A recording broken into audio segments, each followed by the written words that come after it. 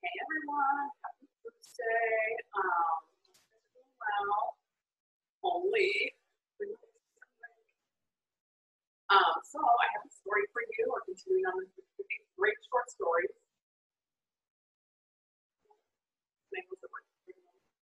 I'm not going to read you all 50 because some of them are super long. But this is a good one today. It's pretty deep. So follow along. Got a lot of nuances. So here's the thing about it. It's called The Other Side of the Hedge by E.M. Forster. My pedometer told me that I was 25, and my thought it was a shocking thing to stop walking.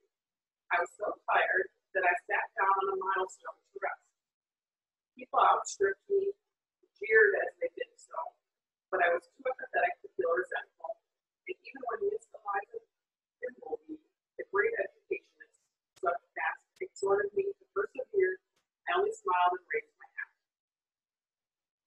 At first, I thought I was one to be like my brother, whom I had to leave by the roadside a year or two around the corner.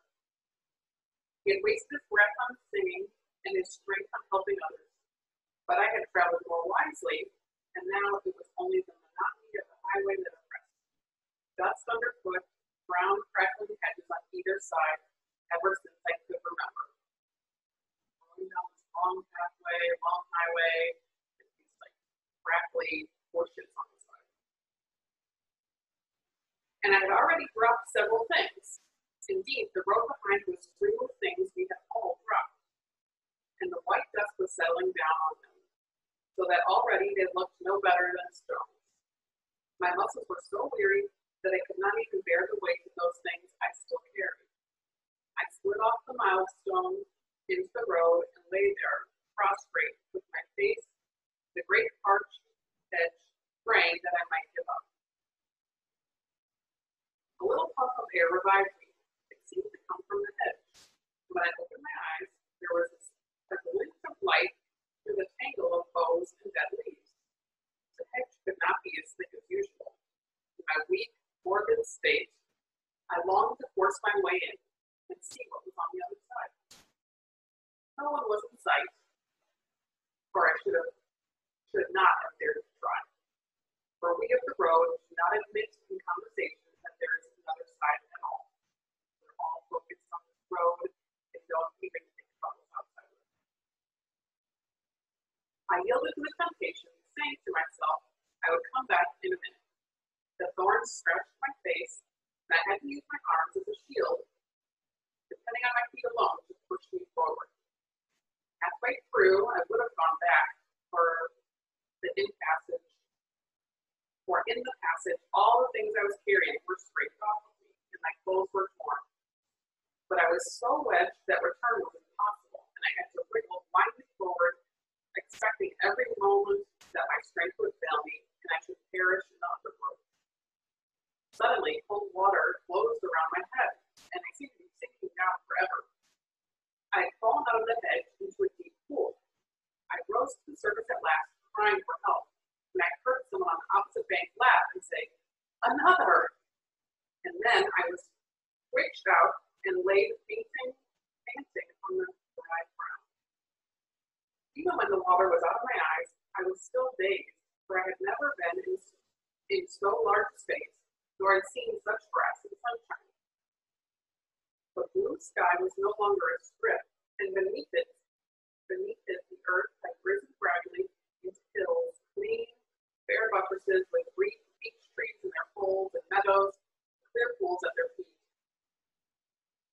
But the hills were not high, and there was in the landscape a dense scent of human occupation, so that one might have called it a park or garden, if the words did not imply a certain triviality and constraint. As soon as I got my breath, I turned to my rescuer and said, "Where does this place lead to?" "Nowhere, thank the Lord," he cried. He was a man of 50 or 60, just that kind of age we mistrust on the road. But there was no anxiety in his manner, and his voice was that of a boy of 18. But it must lead somewhere, I cried, too much surprise at his answer to thank him for saving my life. He wants to know where it leads, he shouted to some men on the hillside, and they laughed back, waving their caps. I noticed then that the pool into which I'd fallen was really a moat, which bent around to the left and to the right, and the hedge followed continually. The hedge was green on this side. Its roots showed through the clear water, and fish swam in about them. And it was wreathed with dog roses and traveler's joy. But it was a barrier, and in a moment I lost all pleasure in the grass, the sky, the trees, the happy men and women, and realized that the place was but a prison for all its beauty and extent. We moved away from the boundary and then followed a path almost parallel to it across the meadow. I found it difficult walking, for I was trying to outdistance my companion, and there was no advantage in doing this if the place led nowhere. I had never kept step with anyone since I left my brother. I amused him by stopping suddenly and saying consonantly, this is perfectly terrible. One cannot advance, one cannot progress. Now we on the road, yes, I know. I was one to say we advance continually. I know. We are always learning, expanding, developing.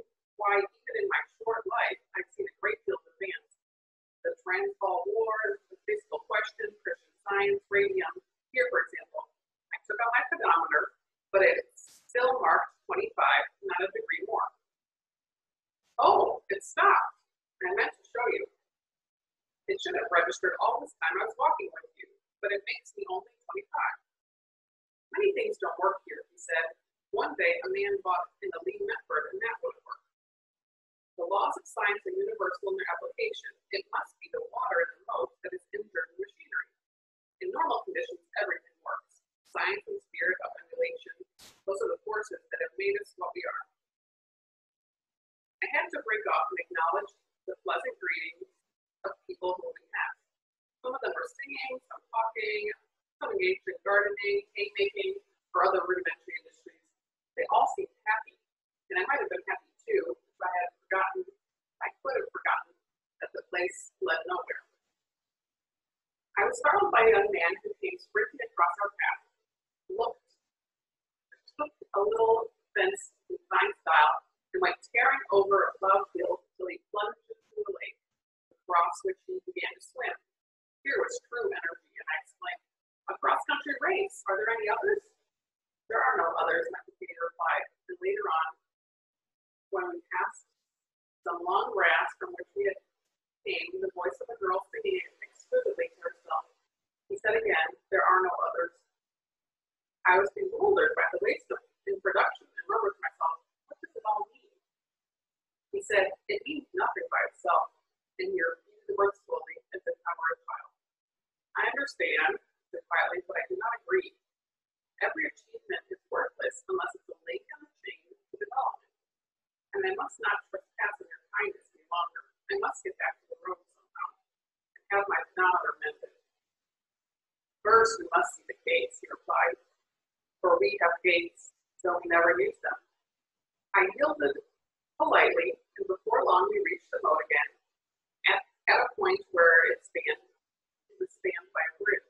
Over the bridge was a big gate, as white as ivory, which was fitted into the gap on the boundary edge. The gate opened outward, and I exclaimed in amazement, for from it ran a road, just such as the road I had left, dusty underfoot, with brown, crackling hedges on either side, as far as the eye could reach. "That's my road!" I cried. He shut the gate and said, "But not your part of the road.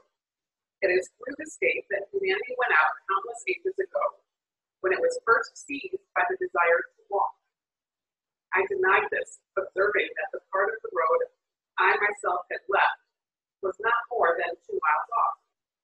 But with the obstinacy of his years, he repeated, "It is the same road.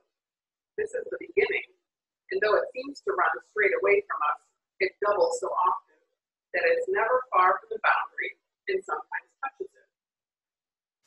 He stopped down by the moat and traced on its moist margin an absurd figure in a maze, like a maze. As he walked back through the meadows, I tried to convince him of his mistake. The road sometimes doubles, to be sure, but that is part of our discipline. Who can doubt that its general tendency is onward? What goal we know not. It may be to some mountain where we shall touch the sky. It may be over the precipice into the sea. But that it goes forward, who can doubt that? It is the thought of that makes us strive to excel, each in its own way, and give us impetus, which is lacking with you. Now the man who passed us, it's true, he ran well, he jumped well, swam well, but we have men who can run better, and men who can jump better, and men who can swim better. Specialization has produced results which would surprise you. Similarly, that girl, I interrupted myself with saying, good gracious me, I could have sworn it was Miss Elizabeth Dimbleby over there, with her feet in the fountain. He believed that it was. Impossible. I left her on the road, and she was due to lecture this evening at Tunbridge Wells. Why, her train leaves Cannon Street in towards my watchdog. Like everything else, she's the last person to be here. People always are astonished at meeting each other. All kinds come through the hedge, and come at all times. When they're drawing ahead in the race, when they're lagging behind, when they're left for dead, I often stand near the boundary listening to the sounds of the road, you know what they are, and wonder if anyone will turn aside. It's my great happiness to help someone out of the moat, as I help you. For our country fills up slowly, though it was meant for all mankind. Mankind has other aims, I said gently, for I thought him well meaning, and I must join them. I bade him good evening, for the sun was declining, and I wished to be on the road by nightfall. To my alarm, he caught hold of me, crying, "You are not to go yet." I tried to shake him off, for we had no interest in common, and his civility is becoming irksome to me.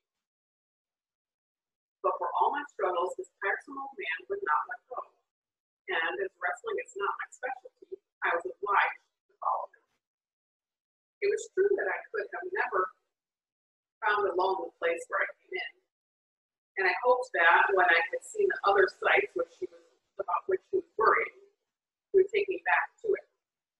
But I was determined not to sleep in the country, for I mistrusted it, and the people too, for all their friendliness. Hungry though I would not join them in their evening meals of milk and fruit, and when they gave me flowers, I flung them away as soon as they would not be observed. Already they were lying down for the night like cattle, some out on the bare hills, other in groups under the beeches. In the light of the orange sunset, I hurried on with my unwelcome guide, dead tired, faint for want of food, and murmuring indomitably. Give me life, with all its struggles and victories, with its failures and hatreds, with its deep moral meaning and its unknown goal. At last we came to a place where the encircling moat was spanned by another bridge, but where another gate interrupted the line of the boundary hedge. It was different from the first gate, for it was half transparent, like a horn, and opened inward. But through it, in the waning light, I saw again such a road as I had left, monotonous, dusty, with brown crackling hedges on either side, as far as the eye could reach. I was strangely disquieted at the sight, which seemed to deprive me of all self-control. A man was passing us, returning for the night to the hills, with a scythe over his shoulder and some kind of liquid in his hand. I forgot the destiny of our race. I forgot the road that lay before my eyes, and I sprang at him, wrenched the can out of his hand, and began to drink. It was nothing stronger than beer, but in my exhausted state, it overcame me in the moment. As in a dream, I saw the old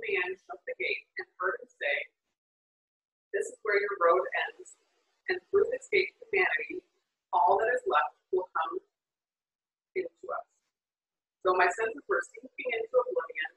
He seemed to expand. They seemed to expand. There they reached it. They perceived the magic song of nightingales and the odor of visible hay and stars piercing the fading sky. The man whose ear I had stolen lowered me down gently to sleep off of the decks, and as he did so, I saw that he was my brother.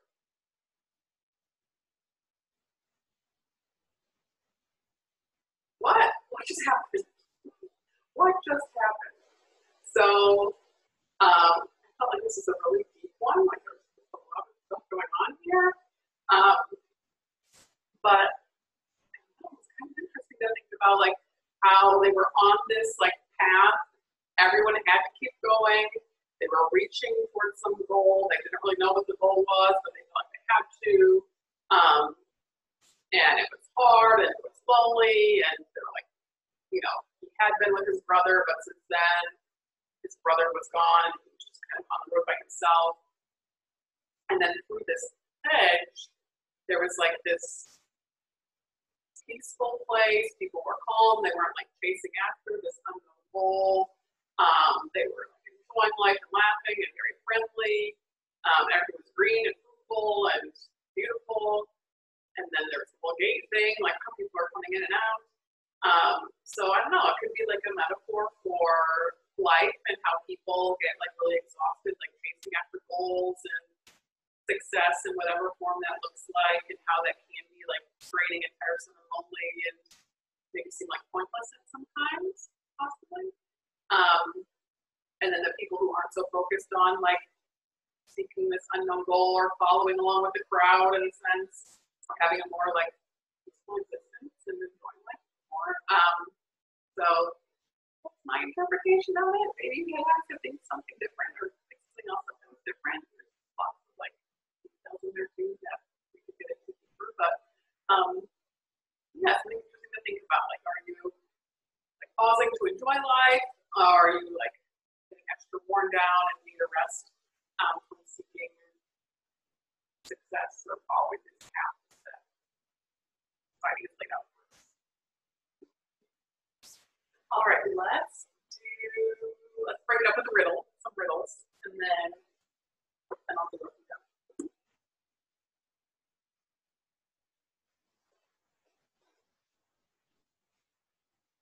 Man, I wish you guys could see these cartoons. Okay.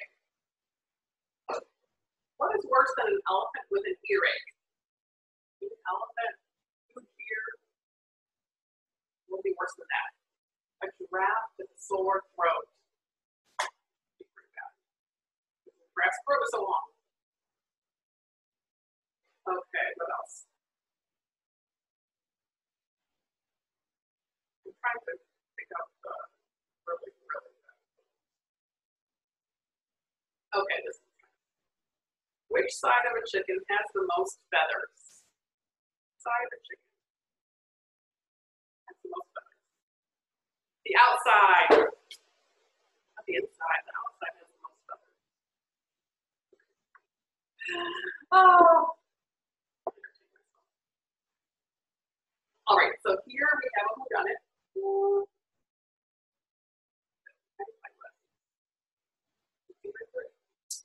This one is called roadblock. Looks like somebody knew they were coming and cut this tree down to block the way so they could overcome the guards and get the money from the bank truck. Officer Longarm told Dr. Jail, Quicksaw, and Sergeant Rebecca Shershot. I found the driver and guard tied up in the back of the armored truck, he said. They were about 5 miles from town. The armored bank truck with one guard and a driver had left the downtown branch of the Bingo National Bank and Trust at 6 o'clock that morning. The driver and guard stood near Officer Longarm's police car, waiting to answer questions. The bank got a call from the driver this morning at 6:30, Officer Longarm continued. The driver told them about the tree down the road. He said it didn't look like anyone was around, so they would get out. They would get out and see if they could move it. The The bank said they heard nothing further, so they called the police. I was just passing the bank when the message came on the radio, so I headed out this way. I got here in 5 minutes and found this. Dr. Quicksolve walked around the armored truck. The doors were wide open and it was empty. The tree that lay across the road was long enough to prevent a large vehicle from getting past. It was small enough, though, that 2 men would have been able to drag it out of the way. It was funny that the robbers would know which way the bank truck was coming, Sergeant Shercock said. They changed their routes every day. I think they knew as soon as the driver was pulled, Dr. Quicksolve said, but they still took their time. What does Dr. Quicksolve mean? I think that the robbers would have known as soon as the driver pulled them. And they were taking their time. So what happened with this robbery setup for these guys that were driving the bank truck? So they had supposedly left the bank at 6 o'clock, and then they ran in as they were leaving. There was this log crossing the road that they had called about at 6:30 when they were 5 miles out of town, saying that there was this log in the road, and it was like a trap where these robbers had tied them up and stole the money from the bank truck.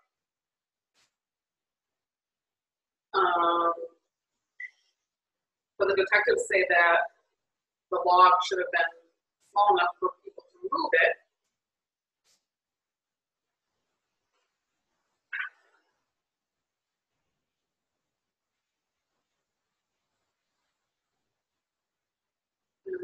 Why does Dr. Quicksolve think it's a setup?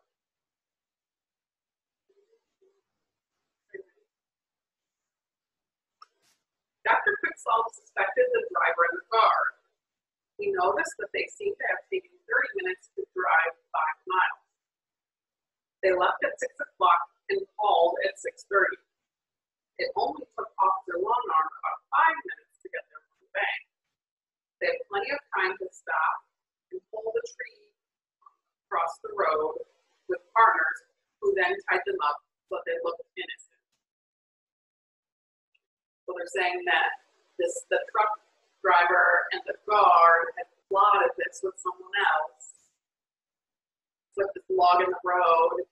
They let those people come steal money out of the truck, tie them up, and then they didn't call on it until those people were already gone. I don't know. This seems maybe the most realistic one that I've heard. Most believable one. So, all right, guys, have a good day. See you tomorrow.